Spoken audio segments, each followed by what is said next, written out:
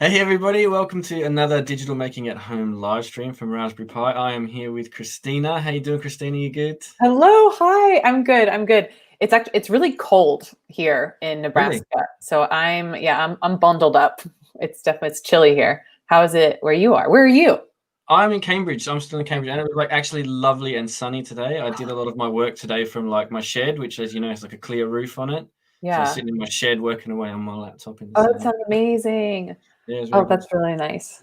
Yeah. Well, I mean, there's let's talk about weather. It's happening all over. Yeah, But it's good to see you. I missed you. How's your yeah. week been? No, really good. It's been really good. Crazy busy, loads going on, but lots of Yeah. positive things happening as well. And I love your rainbow bookshelf in the background. That's Thank always so you. pleasing. It's so pleasing to have like the colors organized. Are they like organized? So all of those, I assume then that the contents of those books is absolutely random now based on, Yes, yes. It's right. tons of things from education to coding to fiction. But yeah, it's nice to have something nice and having the rainbow behind me. Yeah, Yeah. I keep adding things because I'm like slowly moving in. So I've been adding stuff in there. But yeah, I'm Yeah. trying to build up such a great background as you have. Yours is just so fun and animated. Well, thanks. Yeah, no, there's a lot going on in the background. I think you can see my Chewbacca. I got my Chewie there. Got big Yes. Chewie, who Oh, was like, so great. Oh, there's a Sasquatch for our intro video a few weeks back. that's right. I remember For the that. Such stop a good video. motion. Yeah, I yeah. had a quick temptation to make the chewy sound, but I'm not going to do that. I was Oh, going to do it. I'm thinking about calling you out on it. Maybe later. Maybe you can do it for us later. But we've got some coding to do today. This month in September, obviously, is Looking After Yourself month, digital making at home. And so we've got one of those projects that you and I are going to go through a bit later, the fruit salad project. We can tweak Yes. that and tinker that, and we throw some curveballs at and see what we can get it to do. And we've got a really cool guest on this week, Sarah Kerry from the Scouts. So she's here to talk to us about the digital maker badge and all the stuff we're doing, the partnership between Raspberry Pi and Scouts, which is not really one that people might put together in the first instance. If you ask for like organizations for youth to team up with a tech company, Scouts is sort of like, in my head, is like camping and outdoors and doing stuff like that, and being out in your community and being a positive influence on people. And then tech is sort of like, not a thing that I would couple up with that Yeah. idea. Yeah. So I'm really excited to hear how they're bringing that in. And for those of you joining us from home, let us know where you're watching from. Like we mentioned, Mark's in Cambridge. I'm in Nebraska. I see we've got folks from Italy, Brazil, Charleston, South Carolina. I used to live there. What's up? And then we've got Athens, Georgia. We've got Ukraine, California. So thank you all so much for joining us. Like, keep letting us know. We'd love to hear where you're joining us from all over the world. Yeah, it's awesome. And if you've got questions or comments or anything that you'd like to know about, just throw them in the chat. We can throw them up here. We can bring them up and have a chat with Sarah a bit later if you've got any questions for her or questions for us or things you want us to do in the project. Anything really, just like throw it in the chat. We'd love to hear from everybody, right? So we'll get Sarah in. She's in the green room at the minute. Sarah, are you there? Hello, can you hear me all right? Yeah, we can. How you doing? I'm good, thank you. How are you? Yeah, really well, thanks. Like I was just saying, really loving the sunshine. Where are you at the minute? I am in Birmingham, England, Yeah. and it is also gorgeous sunshine today. So I've been working the conservatory. It's been great. Nice, nice. Yeah, it's nice to have those sunny spaces to go and sit, right? When it's just sort of Absolutely. It's lovely. it energizes me. I really miss the sunshine. Like I get that vitamin D like missing in winter. So Yeah, I used to walk a lot when we were in the office. So it's nice to feel that a little bit from the house. yeah. Yeah, definitely. That's cool. And like, I was just saying to Christina, right? So I know that Raspberry Pi and Scouts, we've partnered up to do sort of these great things with the Digital Maker Badge. And I guess people who are watching from around the world too, like so in Iraq, I'm sure they have a rough idea of what Scouts is. But if you could give us, so what is Scouts here in the UK? Like, what does it look like as an organization? What are your aims? And then we can move on from there for people who might not know. Yeah, of course. So we have just under 500,000 young people in Scouts in the UK, and that's girls and boys aged 6 to 18. So we cover like quite a big age range as well. And it's a youth group. They meet with local volunteers. We have about, I think it's 170,000 volunteers across the UK as well. And I mean, the program is huge. They do everything from, like you were saying at the beginning, sort of that traditional kind of campfire-y, outdoor skills stuff. But we also, we work with you guys on digital making. We have loads of creative arts type things as well in our program. So it literally covers everything. And that's just in the UK Scouts. I mean, there are Scouts all over the world doing also amazing things. So Yeah, that's cool. And I know because your catchphrase was skills for life, right? Like that's the idea is you want to make well-rounded young people who have these skills to be able to sort of empower themselves. And I think for me, that's when I heard about that link, and I was lucky enough to work on some of the resources and the project specifically for working with Scouts. That was what inspired me a lot, the idea that that's at the core of what you're doing. And I think technology, being able to manipulate technology is really important skill for life today. that's exactly, I mean, skills for life encompasses everything that we do, and it is just making sure young people are, I mean, they're going to be our future, so they need the skills to be able to do that, and digital skills are obviously crucial to that. So it would be odd of us to, you know, not have that in our program if we're really talking about skills for life. So yeah. Amazing, yeah, that's really cool. And I know, like scouting again, another thing that I think about when I think about Scouts is going to scout halls, right? Or like getting together and being in the same place, like you say, camping as well. Lots of those sorts of activities. I mean, and Yeah. I know that you've done a lot in response to the pandemic at Scouts to enable young people to still have access to that community that they come to every week for a lot of positive things. What sort of stuff have you been doing? Like, how did you answer those huge questions in such a short amount of time? Yeah, of course. I mean, it was obviously a big change for us as an organization because, like you said, people were meeting up face to face in group meetings, and that was really, you know, a big part of the scouting kind of community. But we switched that to digital really quickly. We've been working for about 2 years for getting like lots of activities online that people could access, and it just meant we were quite able, I guess, to help groups to kind of move to that digital space. We launched a campaign called The Great Indoors, obviously being known for going to the great outdoors. So that was a load of online resources that parents could pick up, leaders could pick up, teachers could pick up if they wanted to, that just made sure Skills for Life carried on through the pandemic and through the lockdown. And we saw such big successes with that. And it meant we were reaching a new audience as well of people that might not have previously known about scouting or realized that we did this kind of thing. So it was really exciting to kind of see the possibilities of that. Yeah, that's it. Well, necessity is the mother of invention, isn't it? And like I think we've seen that in a lot of corners of sort of a lot of different places around. It's like really cool to see Scouts, which you think of as and is this sort of like really old established institution, but like able to pivot with the times when something goes wrong, go digital, get on the tech and make all this stuff happen. And that's super cool. Like I love that juxtaposition. And we've got a comment coming in from Edward here saying how amazing it is being a STEM teacher and like stacking skills, which I think is a really cool thing that Scouts definitely does. And like, again, with the resources, I remember when we were writing them, there was a big part in the design about making sure they crossed over with other badges. Right? Yeah. So making sure that you're doing this, but you're also learning other stuff, right? Which is what real life is like, you know? Exactly. And I think with the activities that we made with Raspberry Pi, we didn't try and just make it about just digital making. It was always like, okay, so you want to do a treasure hunt or go orienteering, but how do you add a digital making element to that and like prepare for that using digital making skills, and then you go out and use that in kind of the outdoors, which was, I think, a really innovative way to do it. And I mean, that's what works because young people use digital tech now and they like digital making of things. So it just adds both elements really, really well. That's it, isn't it? So, and I think with young people too, like especially teens and slightly older young people, you want to be looking at the ends as well, not just the means. Like, why am I doing this? What do I get out of this? Where's the empowerment for me? And I think being able to take those skills and apply them to something you love, like scouting, like that's your in, you know, that's your hook to getting those skills brushed up. And I think that's awesome. Yeah, super cool.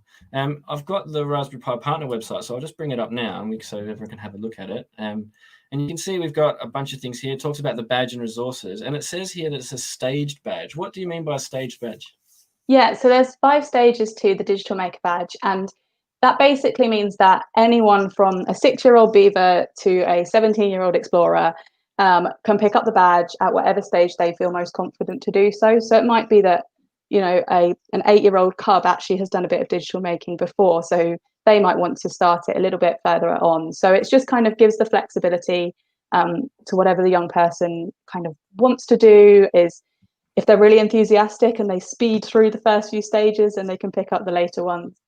And just kind of, so stage 1 kind of starts with I guess the basic skills of digital making, and they get kind of like, you know, what is a computer and how can you use pixel art and all those sorts of things. And then it builds up and builds up, and stages 4 and 5 it's a bit less structured, and and it kind of lets the young person identify a problem either within their scouting community or the broader community, and then just work out how they use digital tech to solve that problem, which is amazing. And it means they can kind of utilize all the skills they learned from the earlier stages and across the program to solve a real world, real life problem, which is, I mean, it makes so much sense to do it that way. Yeah, that's it. And I mean, it's great to hear you say that, because like stages 4 and 5 were the resources that I built. And so like that's my expertise, I guess, is going out and asking kids to solve problems, right? How do you set them a problem in a structured way with a context that supports them to answer that problem without you really having to get involved? Yeah. And so that's what I love about those resources. And we see here Derek is saying that he ran it on his district badge weekend. Looking forward to using them. Working with Jyoti and Jota, which is a thing that I know we've spoken about in the past, which would be a really cool thing to sort of get organising. For those who don't know, that's Jamboree on the internet and Jamboree on the air, which are two very different tech-based things that the Scouts do, which I think are amazing events. Did you want to have a talk about Jyoti and Jota at all while we're here? It might interest the folks. Yeah, sure. So, I mean, it's basically exactly what you said. It's Jamboree on the internet and Jamboree on the air, and it's basically a way of connecting Scouts from across the world to talk about specific issues, to talk about things that related to Scouting and maybe kind of broader issues in their community. And it kind of runs over a weekend long event. Pre-lockdown, that would be a residential type event, so whether it's camping or staying in sort of hostel type things. But it's just a really nice way to connect people from across the world, because Scouting is a global movement.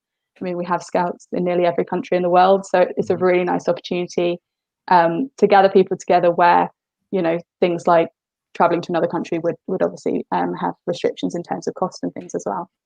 Yeah. And Scouting, there's no gender restriction in Scouting at all anymore, is there? I know there was like a long time ago, but now boys and girls can both enjoy Scouting, can't they? Absolutely, yeah. It's for boys and girls all the way through. I mean, I was a Scout when I was younger as well. So, yeah, there's no gender restrictions at all. Awesome. That's really cool. Hey, I have a question. So, Mark, you were showing the site, and I'm based in the USA, so I'm not as familiar with the UK Scouts.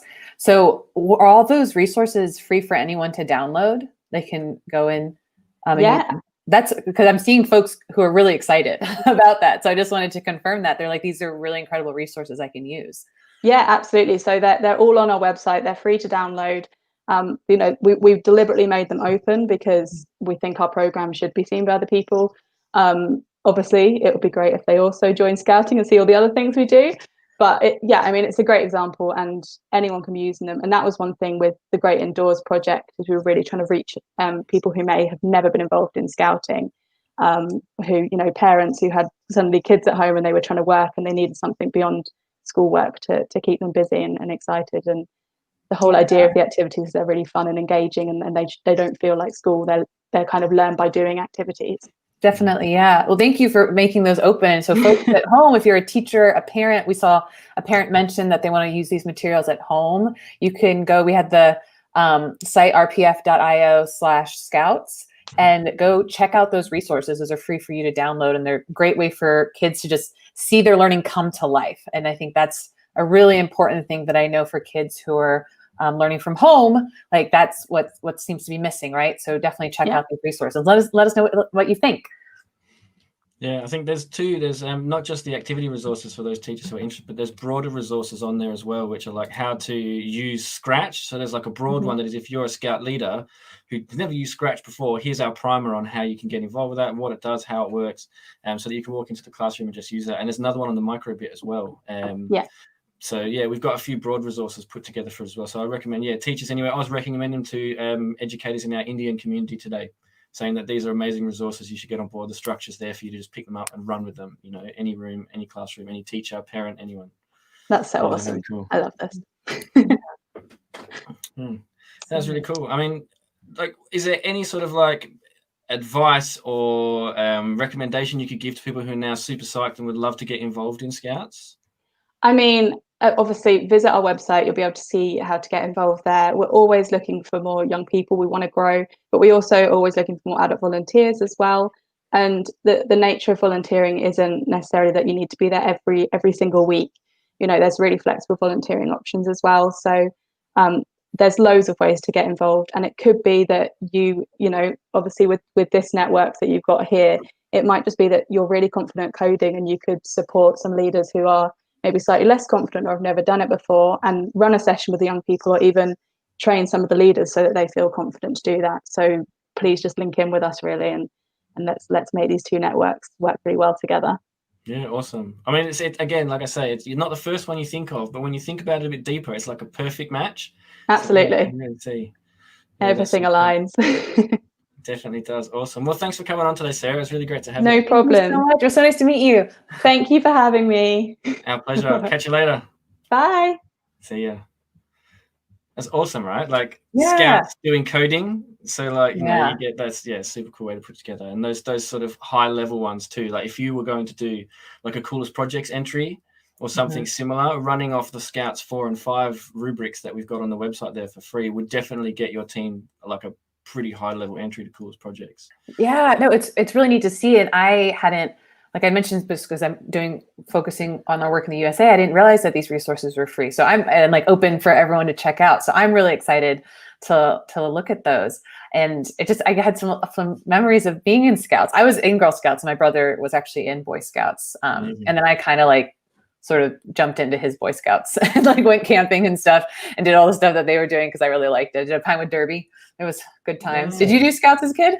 No, I was a cadet. I was like an Air Force cadet instead. So it's similar, but like different. Yeah. So, yeah. What does that mean? Like to be an Air Force cadet? What did that look like? So it's kind of like scouting in that like they teach you skills for life, and they do that, but they do it with like a military bent, right? So you also learn, like you do a lot of training and stuff. Like by the time I was 16, like I had a pilot's license. I got a scholarship to fly planes. So I was 16, I could fly planes before I could drive a car.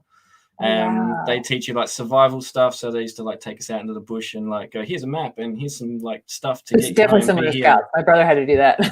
yeah. So there's like a lot of overlap, but at the same time, it's like focused more on like that military practice and getting involved. That's neat. I didn't know that about you. That's really cool.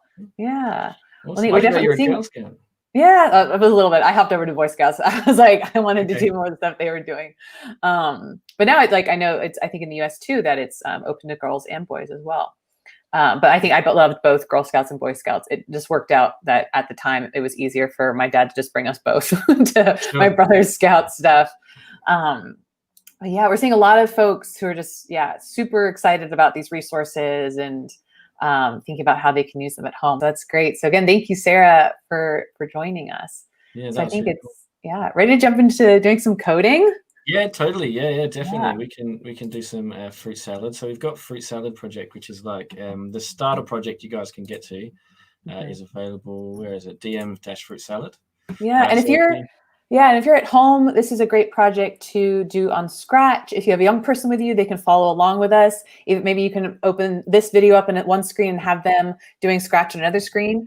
As Mark mentioned earlier, this month our theme is look after yourself. So we're thinking about projects that help us relax. So we're going to be making like some food art. So definitely excited about that. And before we start, I have to give a shout out to Edward from South Carolina.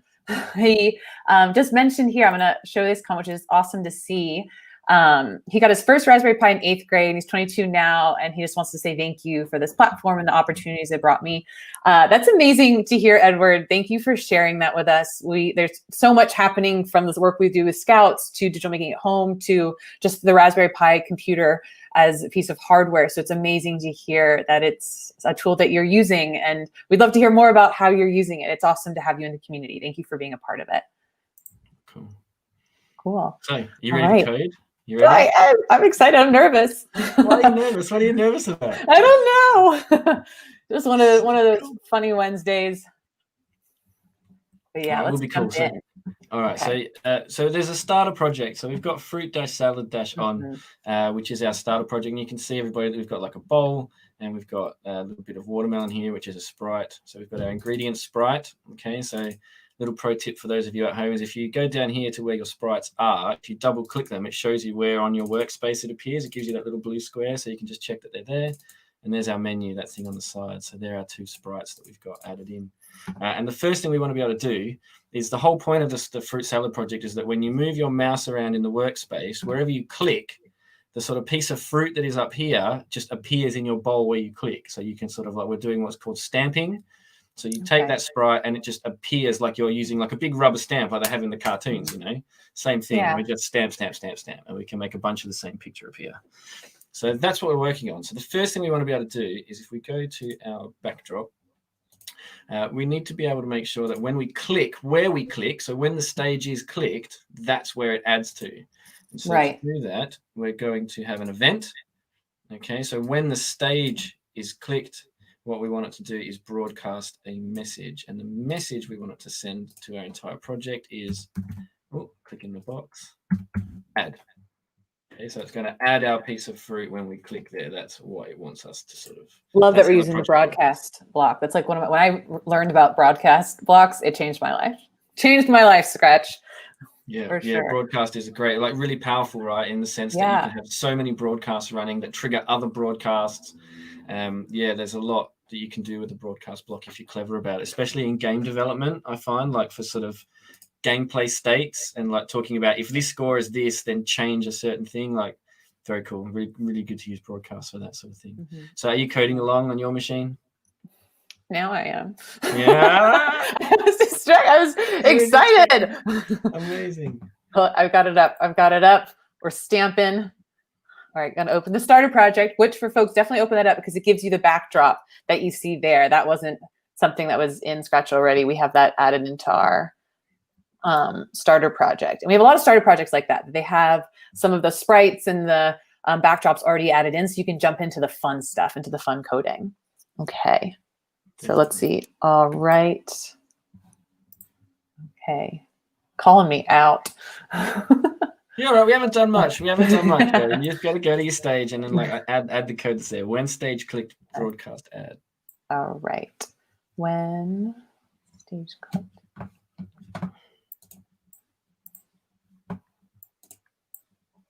Mm-hmm.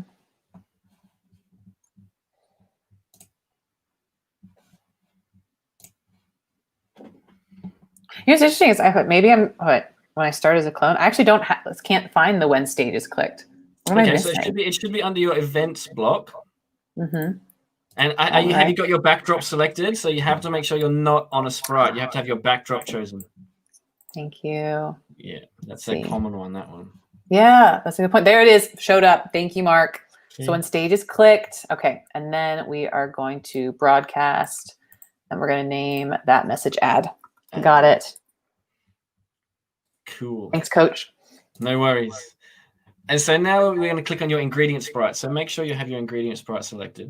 Mm-hmm. All right.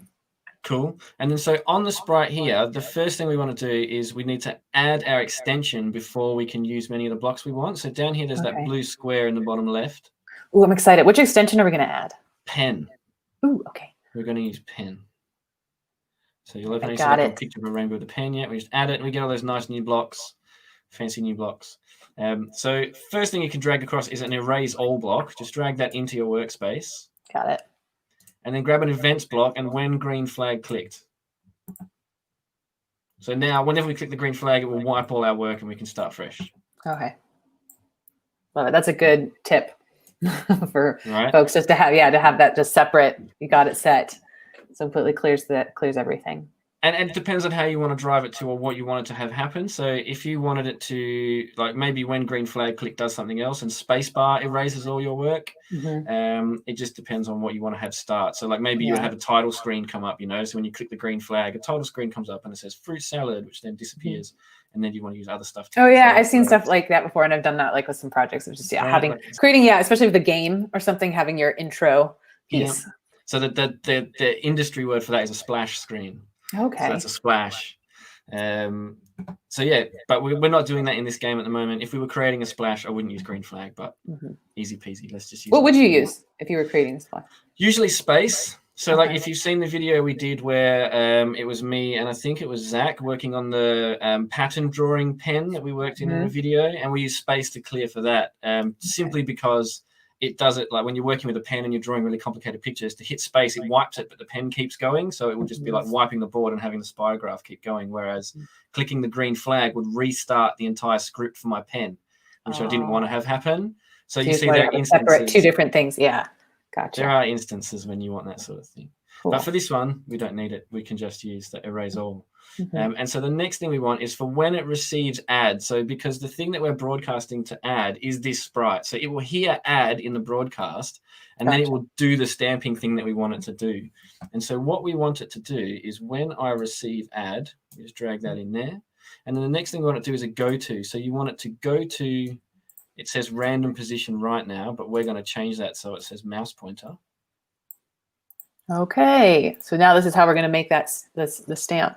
Yep. Gotcha. And then the next thing we're going to do is we're going to grab and drag a go-to block and leave it on our workspace because we're going to need it in a minute. And I'm lazy. I'm not a big fan of going backwards and forwards between different menus. And then down to What's the my pen. favorite thing too is like with Scratch, it's just like pulling all of the blocks over and have them in the workspace. I always do that with my code along videos. I recommend it for anyone with Scratch. Just pull them all over and then connect them. Yeah. Yeah, it's like the way I explain it is you wouldn't go to your toolbox and get your screwdriver and then go away and do a thing and come back and get your hammer. Yeah. Like you would grab the tools you need and then go to the place you need to use them. And so, yeah, Exactly. I'm all for doing that. So you want it to go. So when you click on the screen, it will say add. And then when it hears add, this sprite will go to your mouse pointer, stamp itself. And then those numbers are where it is right now.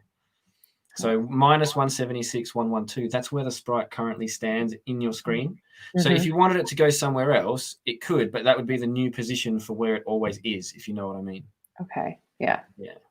So if we leave those numbers, it will look exactly how it does now. It's kind of set up for you to do that. That's what's great about like the starter projects that Mark makes for us. A lot of Shout out to Mark. Shout out Mark. Right? Yeah, props to Mark.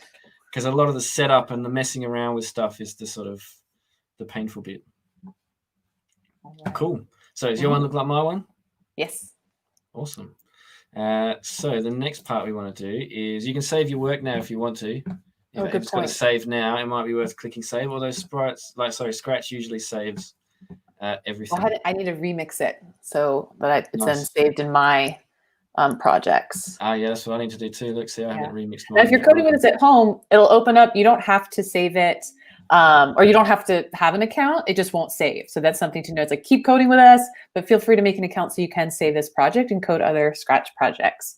I see Ali says that he's preparing some Arabic food, which is awesome. I'm using it to prepare, and that's great. I love that, right? I think for watermelons, for me, we actually just grew some in the garden, so this definitely resonates with me. But I think that's a really great point to think about, like, what is some food that can get your family or your kids excited for this project? You can definitely be creative with that. You can add in sprites or grab other sprites from the library.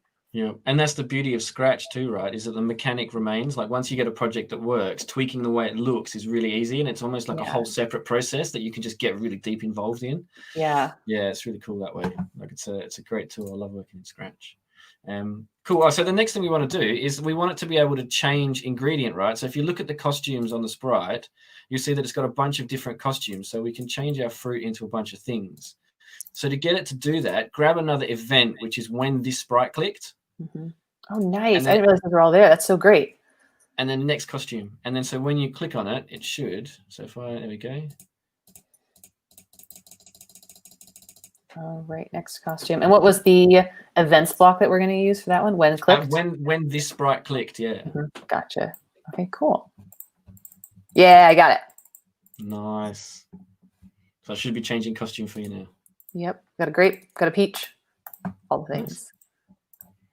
That's cool. So now we can choose other fruit, right? So we can get it to do stuff like that. The next thing we want it to do is be able to make our fruit get bigger and smaller. We want to be able to grow and shrink our fruit. So the first thing we're going to need to do is add like a button that does that. We're going to add a button. So that's like a new sprite that we want to add. So if you go down here to the little bear face, is it a bear or is it a cat, you reckon? It's like cat. You reckon? Yeah, because it's Scratch the cat, the mascot. I guess, yeah, that's true. That's a pretty logical point, I guess. Button. But there are buttons that exist, and you can choose whatever button you want to sort of like add to your one. I might add button 2 to mine. I think I kind of like. I like button 1. I'm gonna do button 1 is cool, actually. It's like there it is. So I'm gonna pop that there. So this is my button 2. If you chose button 1, that's also cool. You know, I'm not buttonist. What we want to do with it is when we click this button, we want to have the thing grow, right? So we're going to use some more broadcasts again. So to make sure we know that this is the button, yeah, I love broadcasts, they're the best one. What I'm going to do though is I'm going to add a plus sign to this one, so that I know this is my grow button. Gotcha. Yeah, and then I'm going to add, I'm going to make it like a bright red plus, a minus to my second button. So for those at home who are watching, like you can see I'm dragging, so I'm using the line tool. I'm holding down my mouse button to drag it around. As soon as I let go, it draws that line. Okay, Control Z to undo. I didn't like that line. Now, if I'm drawing down the center, if you hold, like I can move it around, but if you hold Shift, it will snap your line to certain angles, 90 and 45-degree angles. So it helps you draw vertical and horizontal lines by holding Shift. You let go. Nice vertical line, nice horizontal line. And I'm happy with that. And then for this one, I might just leave it. So I've got a plus on my button.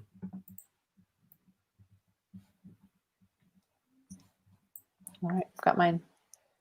Cool. A little bigger. There we go. Nice. So once you've got your like grow button in the place that you're happy with and it looks the way you would like, the first thing we want to do is grab a event block, and when this sprite clicked, we're going to do another broadcast. So when this sprite clicked broadcast, and we're going to change that message. What are we broadcasting?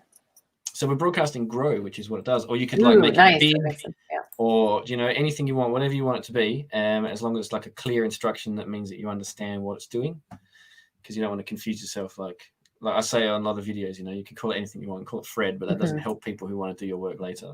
Right? Yeah, I remember when I first started coding, I was like, oh, I can name it anything I want, and then it just like it. You can name it anything you want, but make sure it makes sense so that you can refer back to it later. Exactly. There's been a few times when I thought I was really like exactly when you start coding and you think you're really funny and you call your variables silly names, and then you go back to it and you're like, I have no idea what any of these do. Yeah, I was like, what does sparkle unicorn mean? What am I supposed to do? So the next bit you want is go to your ingredient sprite. All right. And when I receive grow. Ooh, okay.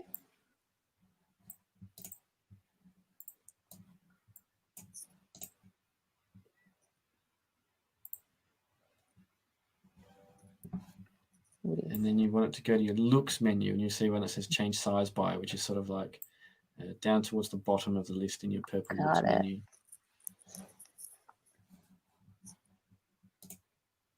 Cool. So if you now click the plus sign, it should make your fruit bigger. It works. Yep, cool. There you go. So now the next thing we're going to do is a shrink button, right? So we just repeat that process. So nice. Okay. Everybody through it. We'll just go back through the way we did it. So remember, you can search for button in the top one, and it brings you these buttons. Yeah. What I'm actually going to do is I'm going to click on the sprite and duplicate it. Nice. And I'm getting fancy. All right. And then we're going to modify the costume so it has a minus sign.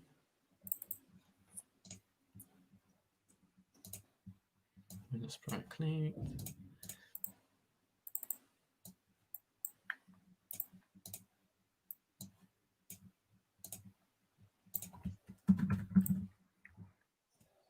Okay.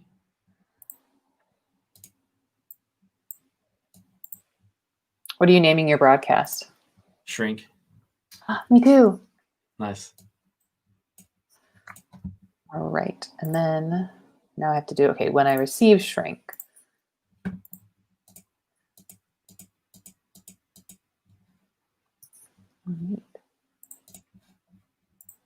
So I just added a funky little change to my ones. Check this out. So now when I click them, they change color, so they look like they've been clicked. Oh, the buttons. Oh, neat. That's cool.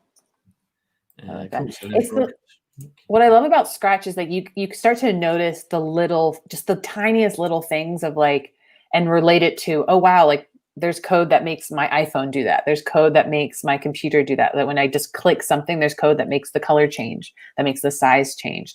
you don't realize how much work goes into that until you just do it as simple, like with Scratch and making like this project here. So it's always neat to see. Now, if I'm shrinking it and I'm using the same code, in this case, I had changed size by 10. Would I use -10? Yes, 100%. Okay. Yep. I mean, you could do, as long as it's a negative number, it will get smaller. So it makes sense to have them be the same number. Got it. But it doesn't have to, like if somebody else didn't want to do that, you don't have to. Yeah. And that's my other thing I love is like playing with the numbers. So like once you've got a script and then you see all the white holes in it, and you're like, what happens if I change that? That's cool. Sorry, what were you going to say? I was going to say, for folks that are coding with us at home, let us know what you're adding, or let us know if you have any suggestions for Mark and I for what we can add to this project. If there's a certain approach that you think we should take, any sort of tricks that you have for Scratch, let us know. We'd love to hear from you. Cool. So now I'm just going to add a third button as well, which is going to reset the size of my... Oh, I love what you did just there. You dragged, I saw that, and just want folks to see what you did. Yeah. You grabbed, you grabbed the code. Go ahead. Yeah, that's true. So that's another good point to bring up, is you can grab any script off of any other sprite. So you can see I've got my middle button here, my shrink button. But if I grab it and drag it to any other sprite, you see the sprite does a little wiggle. Once it wiggles, that tells you which one it's going to go to, and then it will just duplicate your code. So now my code's on there. What's your third button going to be for? I'm going to have it reset the size back to normal size. So then that one will simply be when I receive reset, and then underneath the look, you see another one that says set size to 100%. Just add that. Oh, nice. Okay, so great. Set size to 100%. There it is. Cool. All right, I'm going to edit my costume.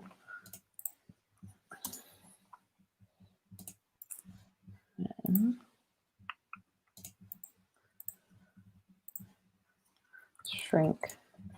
Oh, not shrink. Reset.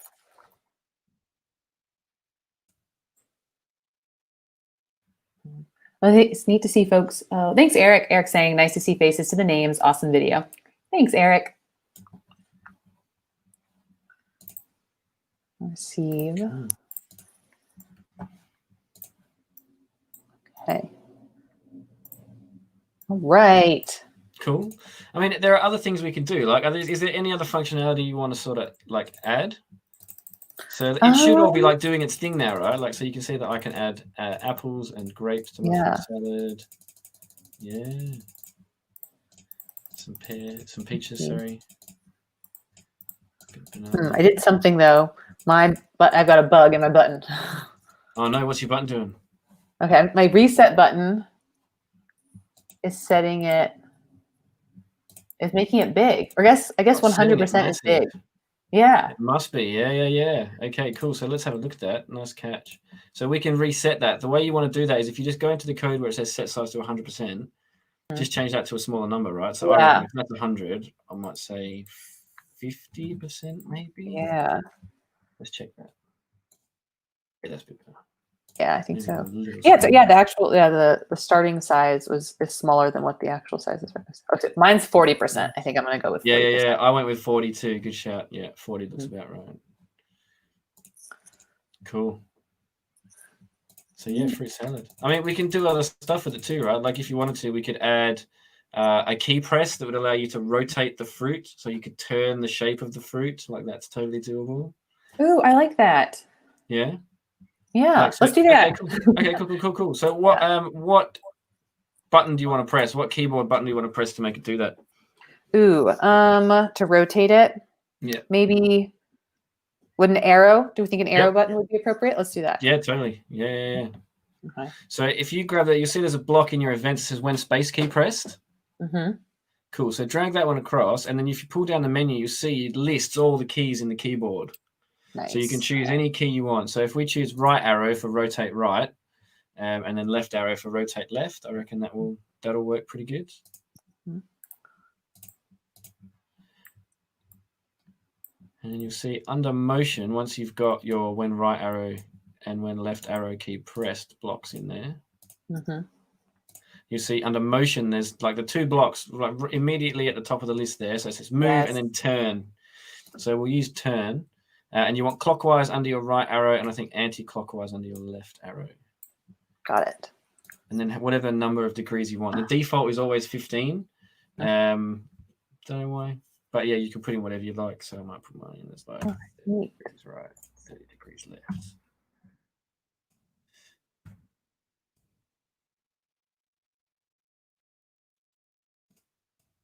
I just saw a comment. Yolanda's saying, oh, hold on, let's see. Oops, sorry. I won't show up. I'm trying to get, there we go. I wish real life cooking was this easy for me. I will have to use this with my code club. Me too, Yolanda, me too. But also it makes me appreciate just the, it actually is really relaxing. I think it's something that I found, especially recently in the last couple of weeks, that a de-stressor for me in the theme of look after yourself. I've been making sure to take our theme at work into my personal life, and cooking and setting up a really nice plate. I think we like in restaurants and stuff, like that is artwork for a chef, to plate food. There are documentaries on it. I've watched them. They're very relaxing. So this is, it's food art. It can be a really pleasant thing. But yeah, I agree, Yolanda. I wish I wish I could click on food and it would multiply. It would make life a lot easier. We have a question. Can you add a clear button in case I make a mistake? Oh yeah, so you can click the green flag if you want to do that, and it will just wipe out all your work. So that clears it. But we can totally add a new button if you want to. Like it's exactly the same. So what we could do is we will go to our sprites and we'll add another button. I think I'm going to make this button different to my previous buttons. So I might use button 1 for this one. This is my erase button. I'll use button 2. And I might make it down a little bit smaller.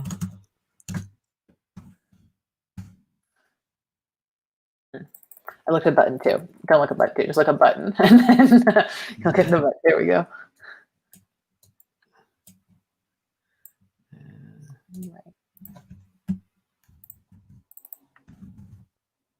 Oops. Hold on.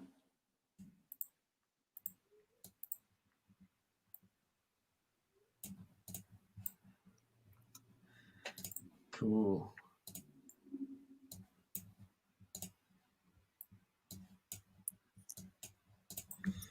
You got your erase button? Yes. What code are you adding into it? Super easy, this one. It's like really easy. It's literally when this sprite clicked, and then under your pens menu, you'll see erase all. Got it. Oh, yeah. So similar to what we have a green flag, but now we just have a visual. Same thing for green flag. That's right. Nice. Now we've got it like an interface for people to be able to do that. Yep. And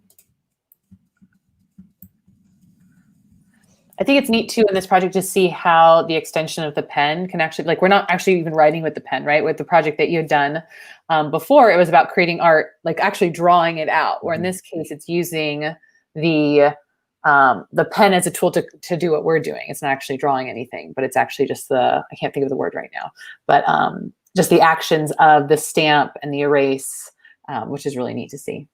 Definitely, yeah. And there's a lot, that's the thing. So you can automate it too, right? Like if you wanted to, you can have a key press on your keyboard that would mathematically create an entire fruit salad, right? Like it would, you could have it put the fruit in a place, move it, draw it, move it, draw it, move it, draw it. Like I don't think we've got time to do that today, but it's certainly something I think I might tinker with once we leave here. I might go and try and maybe put a program together. Maybe next week on the live stream we can come back and I'll show you what I've done. But I might have a thing where I push a button on the keyboard, and maybe everyone at home can try this too and share it with us, where it will then drop all the different kinds of fruit, and it will make like a nice aesthetically pleasing image with one I think like fractals, kind of, right? Yeah, like exactly. Sort of, like probably like a mathematical, just like pattern. I'm just like envisioning it now. The watermelons, the pears, folks. Someone go home and do this and share it with us, and we'll feature you next week. We'll share your beautiful math art. So that's what I'm envisioning too. Like I'm thinking, like if you had a menu that was like, I want a Caesar salad, right? Then you push a button for Caesar salad and it will make you one, right? Or I would like a tropical salad and makes you one of these. I think you could do that. That would be cool. Like that's the knock on from here, right? Is what you could do. Right. And then if you really wanted to do, you could do crazy stuff. Like you could hook it up to a Raspberry Pi and then have a physical trigger, right? So it would actually have a button. Like I'd build a board with a thing, and you could push a thing, and then it would appear on the screen. And we can even do a printout of the image or save it to like an online image storage thing. Yeah. Oh, I love that. No, that's really neat. And it makes me too thinks about like this is a really neat way to introduce kids to coding, because there's so many, like I've seen apps now or just like from coloring, right? Where it's just a basic app that has like a black and white image, and then you just click a button and a section turns pink, a section turns orange. So this is really similar to that, just like the very basics of how to create an app like that. Like, so it's neat. This is a really definitely neat project for kids to try. Oh, I see you making art. What are those? Are those grapes or eggs? Yeah, Those they're are grapes. They're grapes, I think. fruit. Yeah. We got a message from Egypt saying that we love you. Well, we love Egypt. Oh, Thank thanks, you. Question about a Pac-Man game.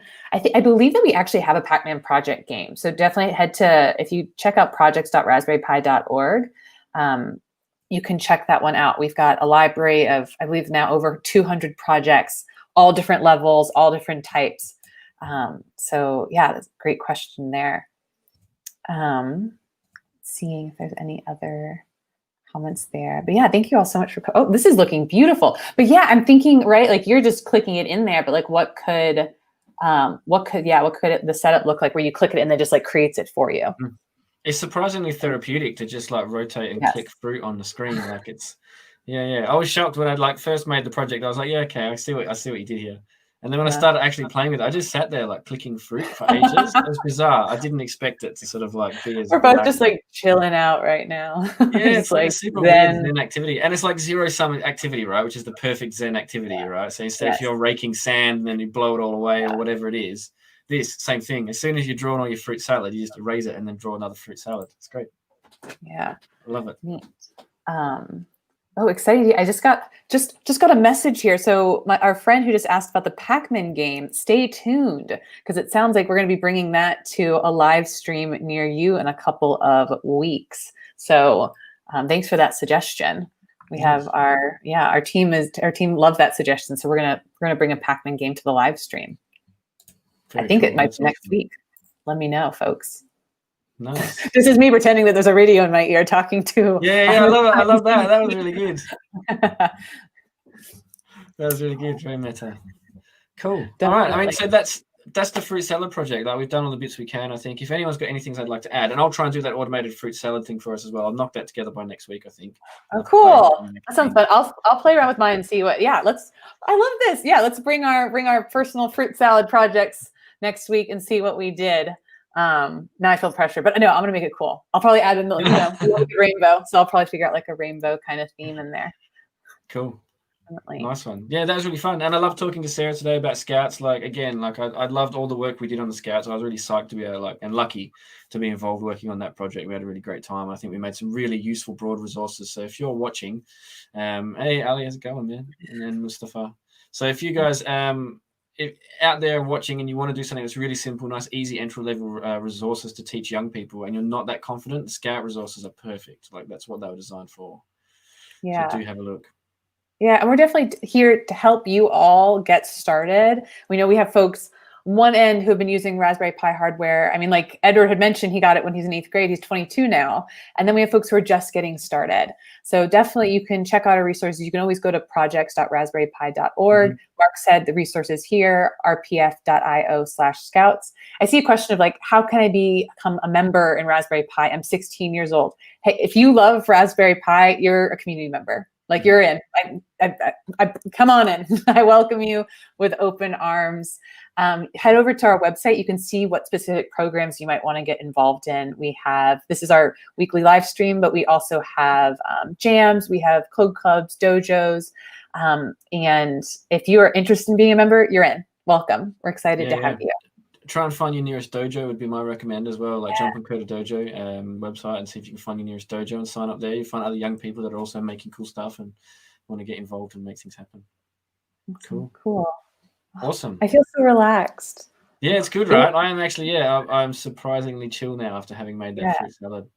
Yeah, feels good. Well, it's nice to hang out, Mr. C. I'll see you next week. Yeah, cool. I'll see you again next Wednesday. So keep making cool stuff, everybody, and we'll see you again next time. All right. Talk to y'all soon.